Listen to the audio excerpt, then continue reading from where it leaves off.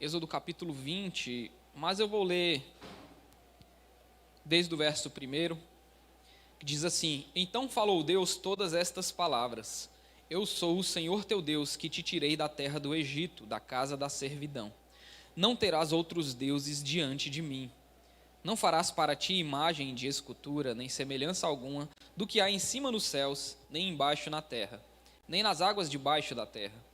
Não as adorarás, nem lhes darás culto, porque eu sou o Senhor teu Deus zeloso, que visito a iniquidade dos pais nos filhos até a 3ª e 4ª geração daqueles que me aborrecem, e faço misericórdia até 1000 gerações daqueles que me amam e guardam os meus mandamentos. Não tomarás o nome do Senhor teu Deus em vão, porque o Senhor não terá por inocente o que tomar o seu nome em vão. Lembra-te do dia de sábado para o santificar. 6 dias trabalharás e farás toda a tua obra, mas o 7º dia é o sábado do Senhor teu Deus. Não farás nenhum trabalho, nem tu, nem o teu filho, nem a tua filha, nem o teu servo, nem a tua serva, nem o teu animal, nem o forasteiro das tuas portas para dentro. Porque em 6 dias fez o Senhor os céus e a terra, o mar e tudo o que neles há, e ao 7º dia descansou. Por isso o Senhor abençoou o dia de sábado e o santificou. Honra o teu pai e a tua mãe, para que se prolonguem os teus dias na terra, que o Senhor teu Deus te dá.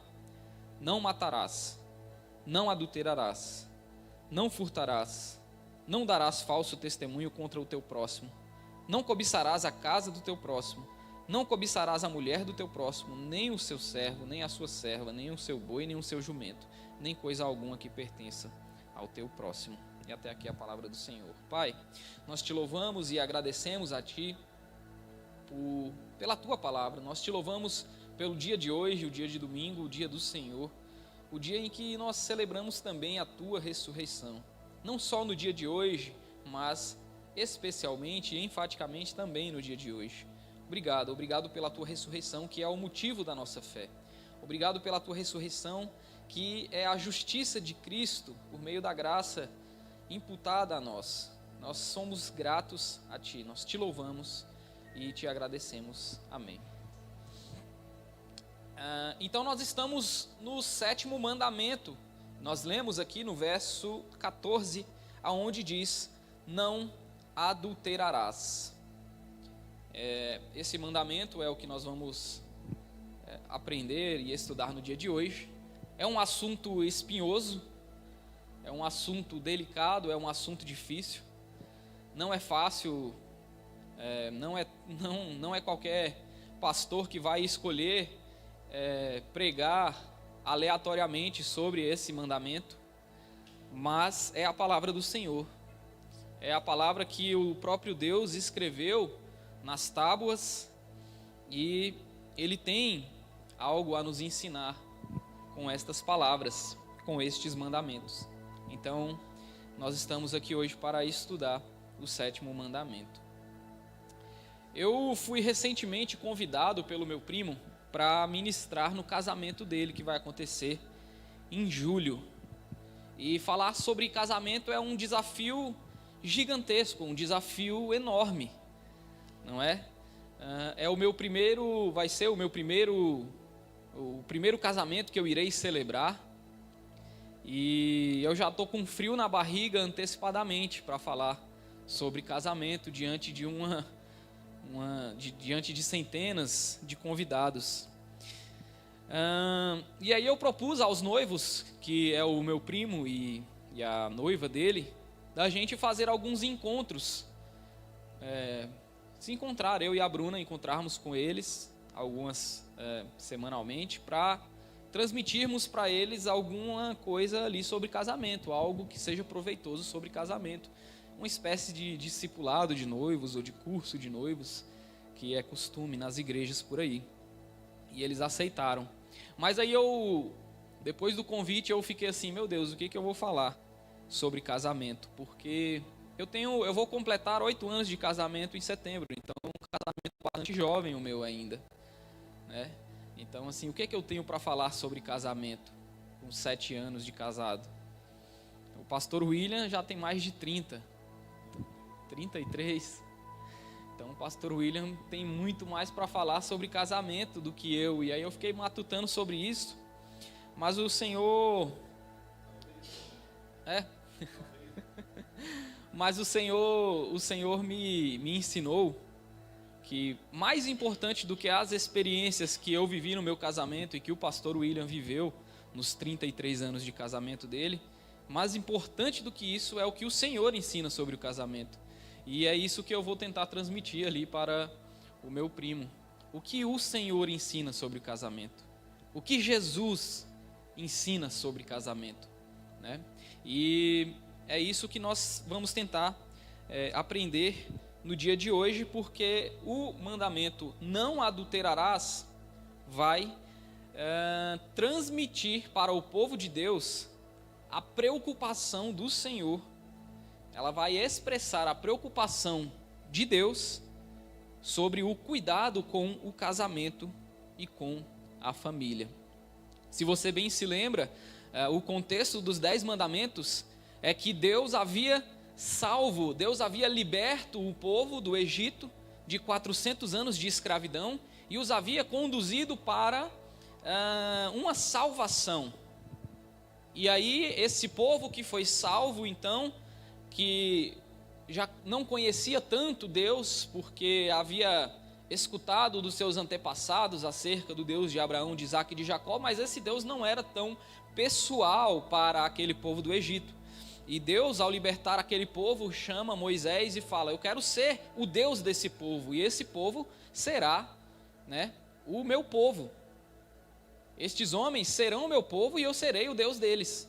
Então eu preciso ensiná-los como eles viverão a partir desse momento em que eles foram salvos, como que eles viverão na nova terra que eu irei dar para eles, aonde eu serei o Deus deles e eles serão o meu povo. E os 10 mandamentos são exatamente isso, a maneira que Deus quer que este povo que foi salvo viva, como que Deus quer que esse povo que foi salvo tenha a sua vida, como que eles vão se portar diante de Deus e diante dos outros.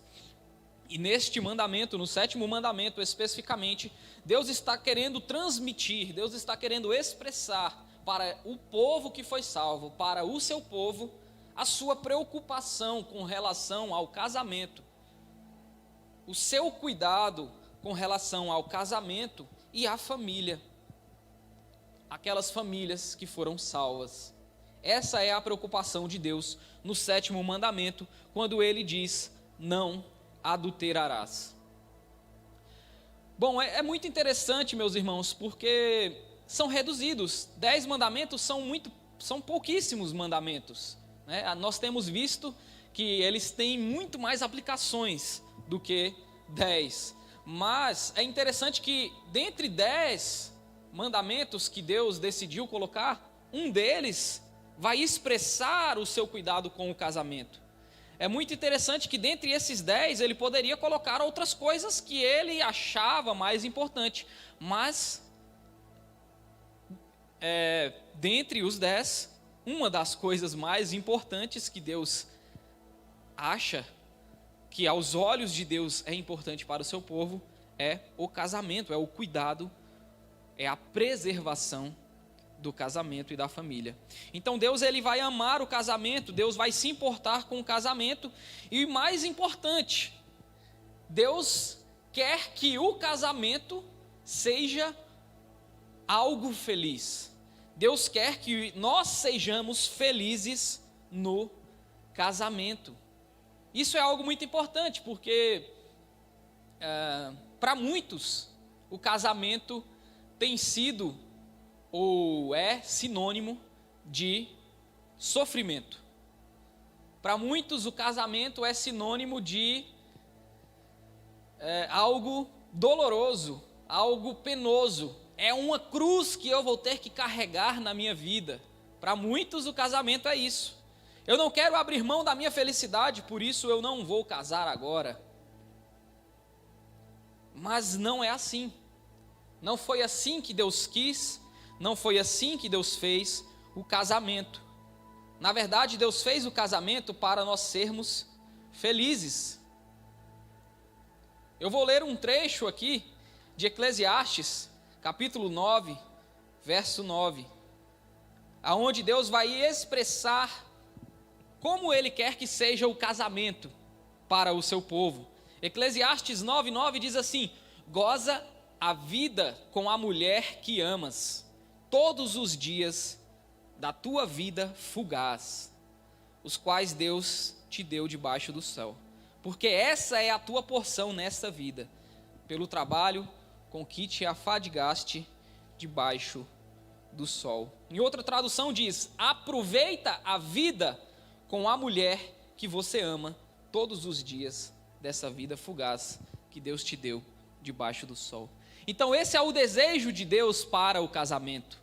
O desejo de Deus para o casamento é que as pessoas sejam felizes no casamento. Em outras traduções vai dizer: goza a vida com a mulher da tua mocidade, ou seja, aquela mulher que você casou quando era jovem e que você vai carregar pelo resto da sua vida.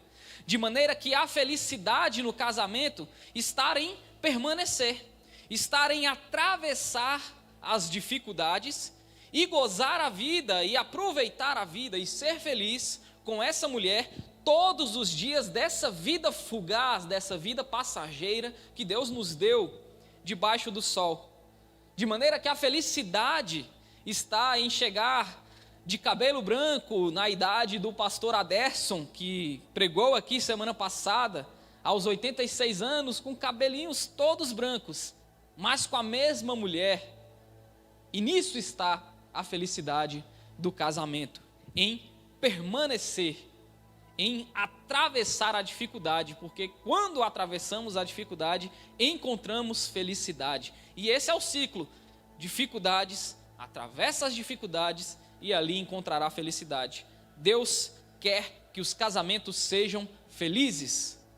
O casamento não é um sacrifício penoso, o casamento não é algo que nós temos, não é uma cruz que devemos carregar, mas é uma bênção que deve ser motivo de felicidade para o povo de Deus.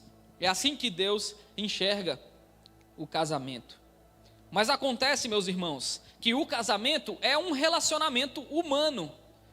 E pelo fato de ser um relacionamento humano, o casamento não é absoluto.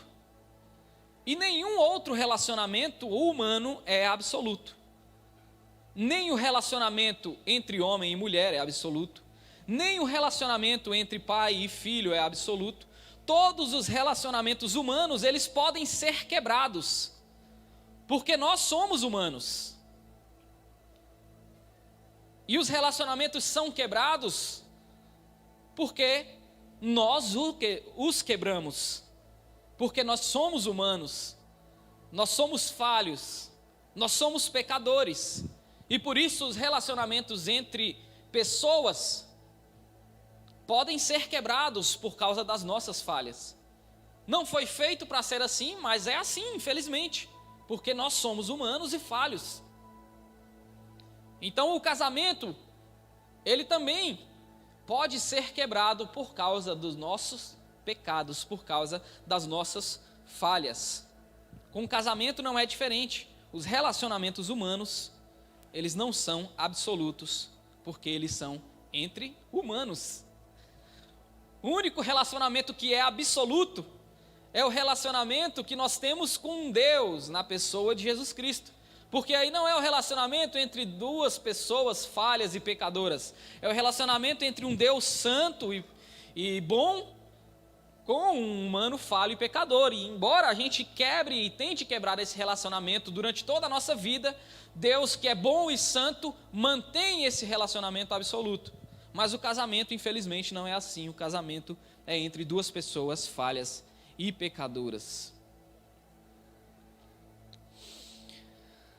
Bom, pelo fato do relacionamento, do casamento ser um relacionamento entre dois humanos e ele ser um relacionamento que é passível de ser quebrado, Deus vai expressar sua preocupação com isso e vai trazer o 7º mandamento, onde ele diz: não matarás. Sabe, meus irmãos, os relacionamentos humanos, eles podem ser quebrados, porque eles são condicionais. Diferente do relacionamento entre nós e Deus, que não é condicional. Na verdade, a condição Cristo já satisfez, é por isso que esse relacionamento, essa aliança, ela não é quebrada, porque Cristo já satisfez todos os pré-requisitos para o nosso relacionamento com Deus. Mas a nossa relação com o nosso cônjuge, ela tem pré-requisitos. Para que ela não quebre, ela precisa estar debaixo de uma condição. Ela é condicional. E a condição para o casamento se manter, a condição para o casamento ser preservado, é a condição da fidelidade. O casamento está atrelado à fidelidade. Não tem como ser diferente. É por isso que Deus vai dizer para o seu povo: não adulterarás. A sua preocupação com o casamento do seu povo, daquele povo que ele separou para si, que ele chamou para ser seu. A preocupação com aquelas famílias que ele havia tirado do Egito, estão expressas nessas palavras, porque o casamento está atrelado à fidelidade. A condição para o casamento é a fidelidade. Por isso Deus diz: não adulterarás. Ora, mas diante de tantas proibições, não matarás, não adulterarás, não furtarás, não dirás falso testemunho, não isso, não aquilo, você pode até parar e pensar assim: Deus é um proibicionista. Eu não gosto desse Deus porque ele só diz não, não, não e não. Não posso fazer isso, não posso fazer aquilo, eu não posso. Eu estou diante de um Deus proibicionista. Talvez seja esse o seu pensamento nessa manhã. Mas não é isso. Deus não é um proibicionista insensível, insensato. Se você for parar para analisar, se você for parar para pensar, tudo o que Deus proíbe é para o nosso bem. Tudo o que Deus proíbe é para o bem daquele povo que ele havia salvo, que ele havia liberto do Egito. Tudo o que Deus proíbe é para o nosso bem e para o bem do outro. E com esse mandamento não é diferente. Quando Deus diz para o seu povo: não adulterarás, Ele não está proibindo a infidelidade porque Ele é insensível, porque Ele não se compadece das nossas fraquezas, nada disso. Deus está proibindo isso daqui, porque é para o nosso bem e para o bem dos outros. E Jesus, preocupado com o casamento, preocupado com as distorções feitas sobre este mandamento, ele vai expressar a sua preocupação lá no Sermão do Monte, em Mateus capítulo 5, aonde Jesus está desfazendo as heresias dos fariseus, aonde Jesus está desfazendo a má interpretação dos fariseus, que os fariseus tinham acerca da lei. É isso que Jesus está fazendo no Sermão do Monte. E um dos mandamentos que Jesus explica, esmiuça e explica para os seus discípulos e para aquela multidão que o ouvia, é o 7º mandamento. Está registrado em Mateus capítulo 5, a partir do verso 27, aonde ele diz: ouvistes que foi dito, não adulterarás. Então, Jesus aqui cita o 7º mandamento. Ouviste o que foi dito, não adulterarás. E agora ele vai interpretar e aplicar o 7º mandamento. E ele diz: eu, porém, vos digo, qualquer que olhar... Desculpa, eu ainda estou com um resquício de gripe. E ele diz: eu, porém, vos digo, qualquer que olhar para uma mulher com a intenção impura no coração, já adulterou com ela. Se o teu olho direito te faz tropeçar, arranca-o e lança-o diante de ti, pois te convém que se perca um dos teus membros e não seja todo o teu corpo lançado no inferno. E se a tua mão direita te faz tropeçar, corta e lança de ti, pois te convém que se perca um dos teus membros e não vá todo o teu corpo para o inferno. Então Jesus está interpretando o 7º mandamento. E perceba, Jesus está mostrando aqui que todos estão transgredindo esse mandamento. Porque Jesus vai mostrar que o adultério não é apenas quando nós consumamos o ato com outra pessoa diferente do nosso cônjuge, mas ele vai mostrar que na nossa mente nós adulteramos e por isso todos estão cerrados debaixo do pecado. Mas eu vou falar sobre isso mais tarde. Eu vou continuar aqui o que Jesus aplicando este mandamento. E aí, no verso 31 ele diz: também foi dito, aquele que repudiar sua mulher, dê-lhe carta de divórcio. Eu, porém, vos digo, qualquer que repudiar sua mulher, exceto em caso de relações ilícitas, ou seja, adultério, a expõe e torna-se adúltera. Aquele que casar com a repudiada comete adultério. Por que Jesus está explicando o 7º mandamento e desfazendo as heresias aqui dos fariseus? Porque os fariseus, meus irmãos, eles estavam desobedecendo a lei, dizendo que estavam obedecendo. A verdade é que os fariseus não queriam ficar apenas com uma mulher. Então eles casavam, separavam, casavam com outra, separavam, casavam com outra, separavam, casavam com outra, e passavam a sua vida experimentando outras mulheres. Essa é a verdade. E não é diferente o que os fariseus faziam com o que nós queremos fazer hoje no século 21.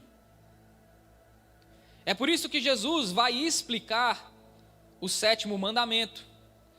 E embora ele vá colocar todo mundo debaixo da transgressão do 7º mandamento, dizendo que se nós pensarmos qualquer coisa impura, se nós olharmos para uma mulher com pensamentos impuros, nós já adulteramos ali com ela no nosso coração. Isso coloca todos debaixo desse pecado. Mas Jesus vai aplicar ainda mais sobre o mandamento não adulterarás. Ele vai dizer sobre o divórcio, que é também uma maneira de transgredir o 7º mandamento. E ele vai dizer, olha, qualquer um que se separar, qualquer um que se divorciar da sua mulher, exceto em caso de relações sexuais ilícitas, torna essa mulher adúltera, e aquele que se casar com ela também está cometendo adultério. Por que Jesus está dizendo isso? Porque Deus quer que nós sejamos felizes no casamento. E se nós, na primeira dificuldade, ou na segunda, ou na terceira, ou na 10ª, não lutarmos para atravessarmos essa dificuldade com a mulher da nossa mocidade, com o marido da nossa mocidade, e desistirmos do casamento, porque nós não conseguimos mais ser felizes ali naquela relação, e buscamos outro, na tentativa de sermos felizes, nós também não seremos felizes ali. Aí a gente termina e busca outro na tentativa de encontrar a felicidade, e a nossa vida vai viver nesse ciclo de separa, casa, separa e casa. Por isso Deus coloca um freio nisso e ele fala: não adulterem e permaneçam com a mulher da sua mocidade, porque vocês serão felizes nessa vida passageira que o Senhor te deu debaixo do sol.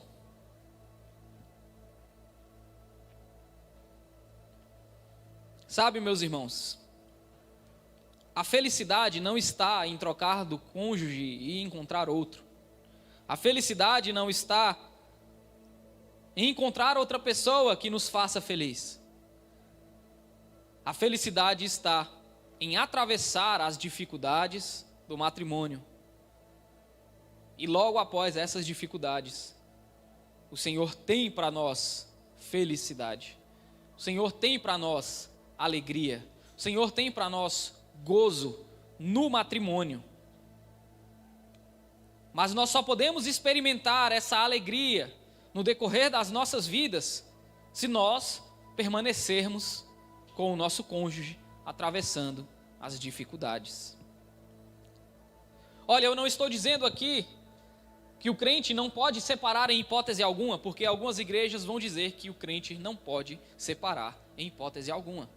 Ah, o cara está batendo na mulher e aí você tem que aguentar isso.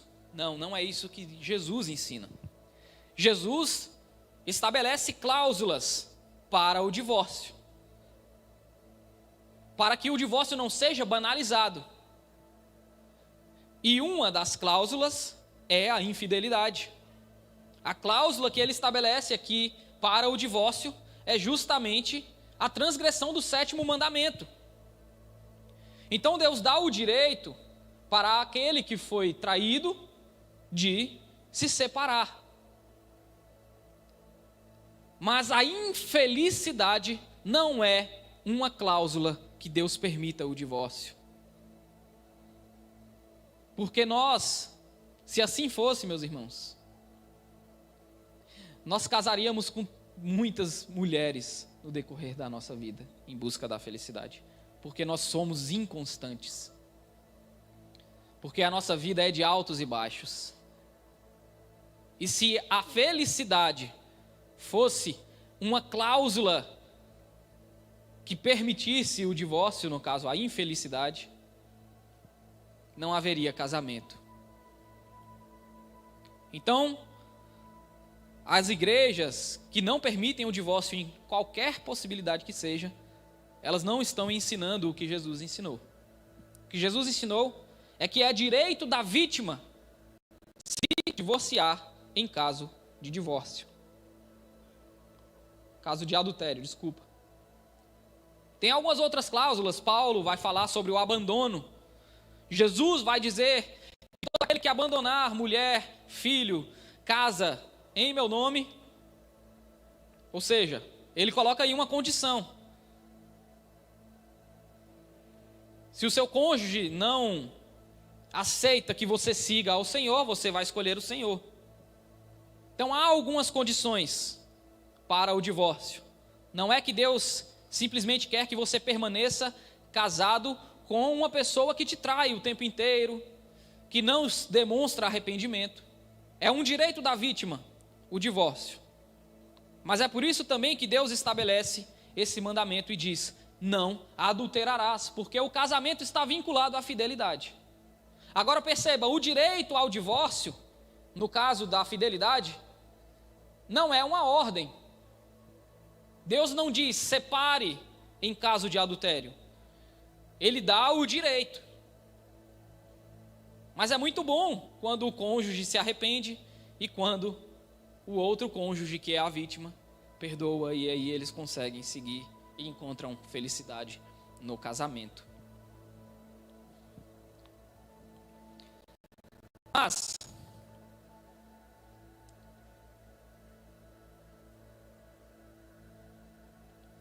é importante nós entendermos que o Senhor se preocupa com o casamento. E o 7º mandamento vai expressar essa preocupação de Deus. O divórcio e adultério não são as únicas maneiras de violar o 7º mandamento. Usando novamente o catecismo de Westminster, eu gostaria de citar aqui algumas formas que nós transgredimos o mandamento.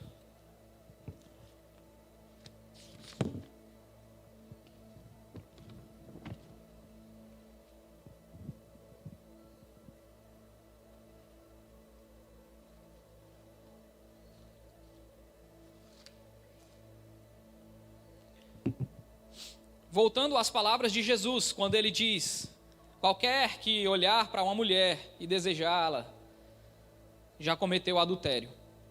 Isso quer dizer que no fim das contas, eu já cometi adultério. Eu cometi adultério. Eu já olhei para outras mulheres e já as desejei no meu coração. Tenho certeza que não sou a única pessoa que fez isso aqui. o que coloca-nos na mesma condição dos outros mandamentos. Se você parar para olhar, todas as vezes que eu venho pregando aqui sobre os 10 mandamentos, não tem nenhum mandamento que eu e você tenhamos escapado. Não tem nenhum dos mandamentos que eu e você tenhamos cumprido à risca, 100%. E com esse mandamento não é diferente. A diferença de quem adultera no coração ao olhar de forma lasciva para uma mulher ou para um homem, daquele que de fato consuma o adultério, não está na gravidade do pecado diante de Deus, porque ambos são graves diante de Deus e por si só já trariam condenação sobre nós. A diferença está na consequência em si desse pecado, né? Quando nós consumamos o adultério, ele dá o direito ao nosso cônjuge de se divorciar da gente. Mas eu quero fazer algumas outras formas de transgressão do 7º mandamento, para que nós saiamos daqui hoje de manhã convictos de que esse mandamento também foi transgredido, mesmo que você nunca tenha casado na sua vida. E alguns dos pecados que são transgressão do 7º mandamento são o seguinte: a fornicação,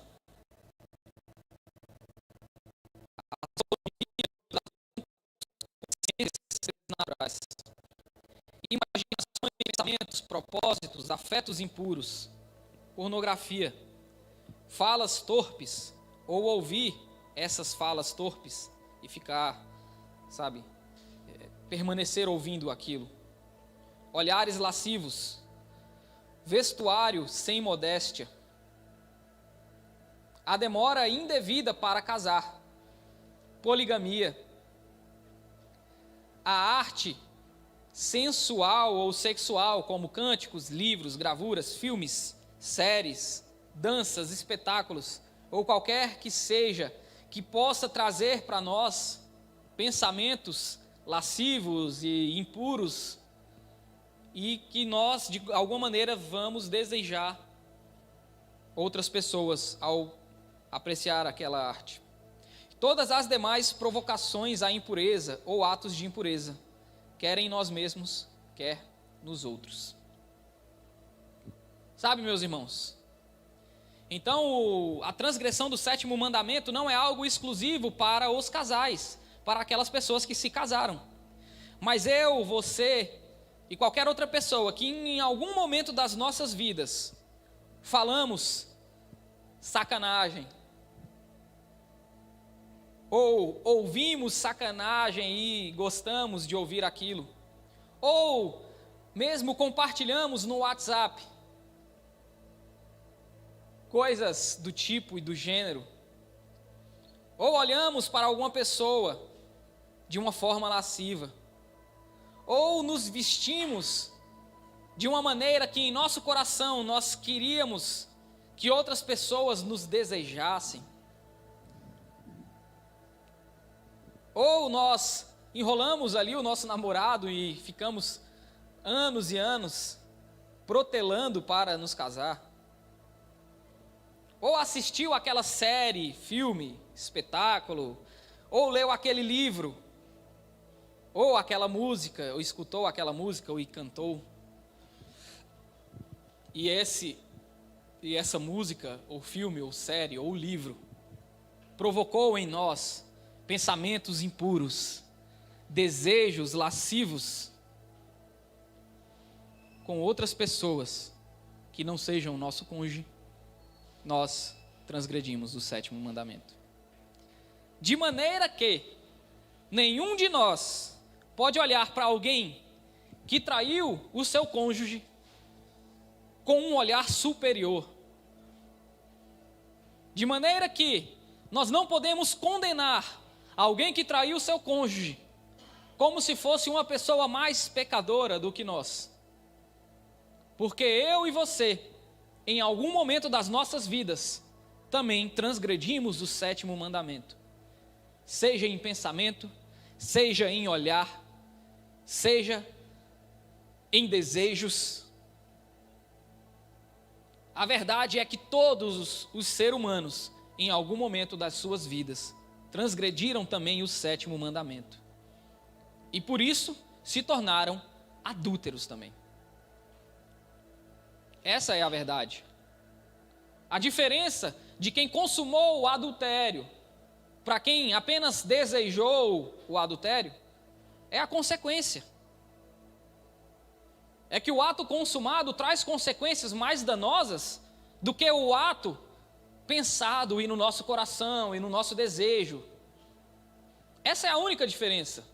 Mas diante de Deus, todos transgrediram o 7º mandamento. O que nos faz, como todos os outros mandamentos que eu tenho pregado aqui domingo após domingo, o que nos faz perceber que se dependêssemos de nós estaríamos condenados. Que se dependêssemos de manter os nossos pensamentos limpos, nós estaríamos condenados. Que se dependêssemos de desviar o nosso olhar do mal, nós estaríamos condenados. O que nos faz mais uma vez, como eu já disse no outro domingo, e no anterior, depender da justiça de Jesus. Porque se há um ser humano que não transgrediu o 7º mandamento, esse é Jesus. Se há um ser humano que perdoou a sua noiva, que o traiu e que o continua traindo, esse é Jesus. Então isso nos faz correr para a justiça de Cristo, sabendo que nenhum dos 10 mandamentos nós fomos capazes de cumprir. E alguns solteiros talvez estavam com a expectativa, quando chegar no 7º mandamento que diz não adulterarás, nesse daí eu vou escapar. Esse daí vai ser o único que eu vou poder bater no peito e dizer, eu nunca cometi esse pecado. Lê do engano. Todos os seres humanos, em algum momento das suas vidas, transgrediram também o 7º mandamento e cometeram adultério em pensamento, em olhar, em desejo, ou consumando o ato, o que faz de todos nós adúlteros. Mas é aí que a boa notícia, essa é a má, né? Todos nós somos adúlteros.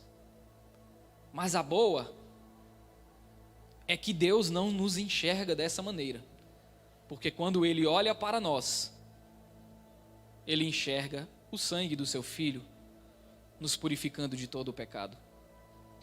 De maneira que há perdão,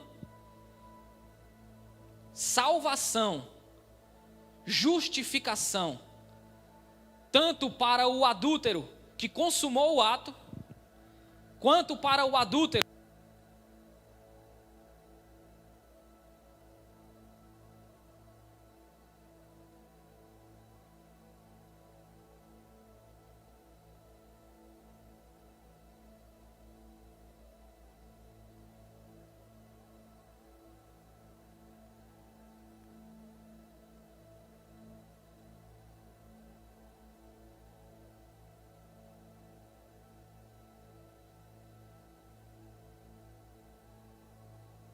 restauração, tanto para mim quanto para você.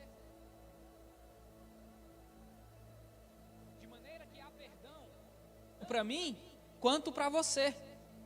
A boa notícia é que a acusação por causa do adultério é uma das acusações que também foram rasgadas na cruz, quando Jesus Cristo morreu por causa de adúlteros, como eu e você. Essa é a boa notícia, de que eu não dependo do meu pensamento para ser salvo. Eu não dependo de manter a pureza dos meus olhares para ser salvo. Mas eu dependo sim da justiça de Cristo para ser salvo. Porque Ele já perdoou os meus adultérios. Essa é a boa notícia. E não é a única boa notícia. Além do perdão, Ele traz também restauração. Ele traz também justificação. De maneira que nós, pecadores, adúlteros, corruptos, temos também o Espírito Santo para nos ajudar a resistir à tentação que nasce nos nossos corações, a resistir os nossos desejos pecaminosos, a frear os nossos olhares lascivos. Nós temos um Espírito Santo que nos capacita a sermos o povo de Deus que não adultera o seu cônjuge, mas que luta contra isso por amor daquele que nos amou. De maneira que cumprir o 7º mandamento é igual cumprir os outros. E Paulo, eu vou terminar com as palavras aqui do apóstolo Paulo em Romanos capítulo 13, não precisa abrir.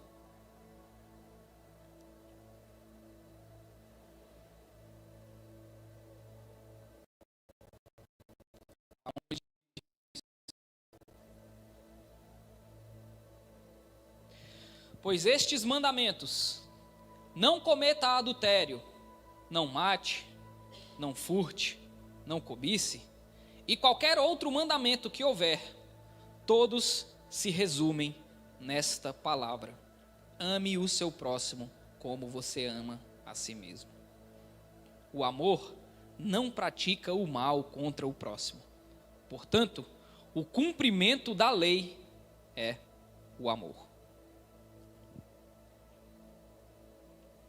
Sabe, meus irmãos, embora existam coisas específicas para nós fazermos no 7º mandamento, que é resistir aos nossos desejos, aos nossos olhares, à nossa corrupção, o cumprimento desse mandamento não é diferente dos outros. O cumprimento desse mandamento é que o amor pelo nosso cônjuge, o amor pelo próximo, é o cumprimento de toda a lei. De maneira que ser fiel é amar o próximo e qualquer outro. De maneira que preservar o meu casamento é amar o próximo, é amar o outro. De maneira que cumprir o 7º, o 8º, o 6º é amar o próximo. É isso que o apóstolo Paulo vai dizer. Por isso, se você é casado, resista às dificuldades. Deus quer que o seu casamento seja feliz. E para isso, você precisa vencer os desafios. O casamento não vai ser infelicidade e sacrifício e pesar, uma cruz que nós temos que carregar a vida inteira. Não vai ser. Ele só está sendo assim por causa do pecado seu e do seu cônjuge. Se você está vivendo uma vida infeliz no casamento, se arrependa, porque não é isso que Deus quer para você. O que Deus quer para você é que você seja feliz no casamento. E nós somos felizes no casamento quando nós perdoamos o nosso próximo, quando nós amamos o nosso próximo. Então, se ajuste com o seu cônjuge, Se ajuste. Sentem, conversem, vejam o que precisam melhorar. Orem, peçam ao Espírito Santo de Deus. Porque o casamento é uma relação de felicidade. Foi assim que Deus fez. É isso que Deus quer para aqueles que são casados. Ame o seu cônjuge como Cristo amou a sua igreja. Perdoe-o. Se conserte, porque Deus quer casamentos felizes. E para aqueles que não são casados,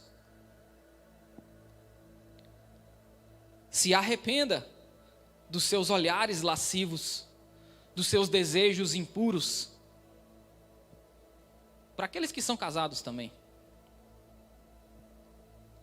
Falas torpes de grupos de WhatsApp, pornografias. Fuja dessas coisas. Se arrependa. O Espírito Santo de Deus que habita em você te capacita a fugir dessas coisas, da pornografia que tanto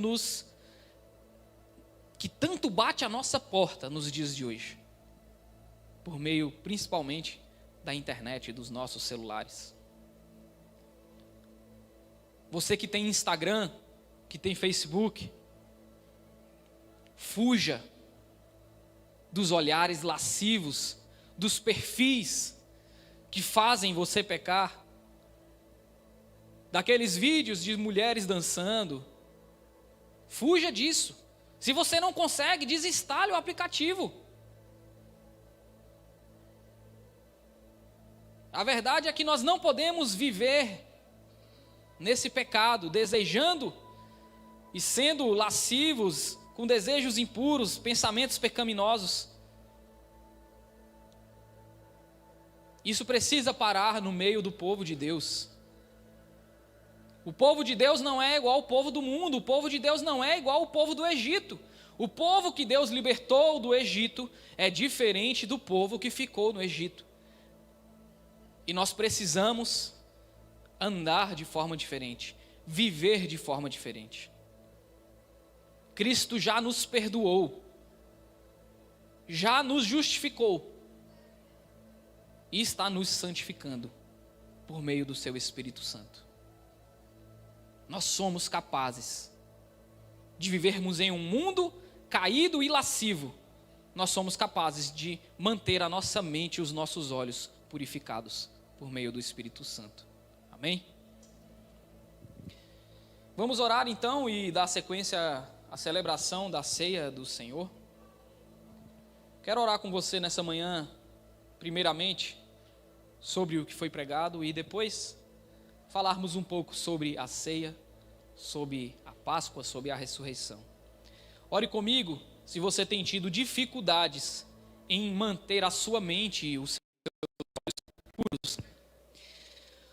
Senhor, essa manhã, Pai, eu estou aqui para apresentar a minha vida e a vida dos meus irmãos. Ó Deus, em um mundo onde a internet nos oferece tantas tentativas de, ó Deus, de nos desviarmos daquilo que o Senhor tem para nós, de agirmos diferente daquilo que o Senhor tem para nós. Eu quero, em nome de Jesus, suplicar pelas nossas vidas, pelos nossos olhares, pelos nossos desejos, em nome de Jesus, que o Teu Espírito Santo nos faça resistir às tentações que nos cercam, Pai. Que em nome de Jesus o Teu Espírito Santo nos faça desviar os nossos olhares da maldade, daquilo que prejudica a nós e aos outros, Deus. Quando nós vemos vídeos ou imagens ou o que quer que seja, Deus, nós não estamos pecando apenas contra nós mesmos e contra Ti, nós estamos pecando contra aquelas pessoas que estão do outro lado das telas também.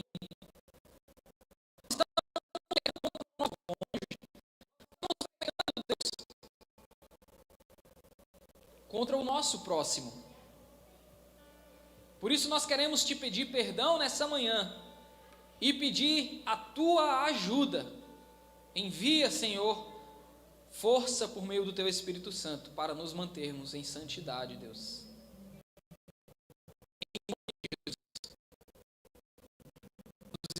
Nos ajuda a seguir um caminho de santidade e de obediência por meio do teu Espírito. Amém.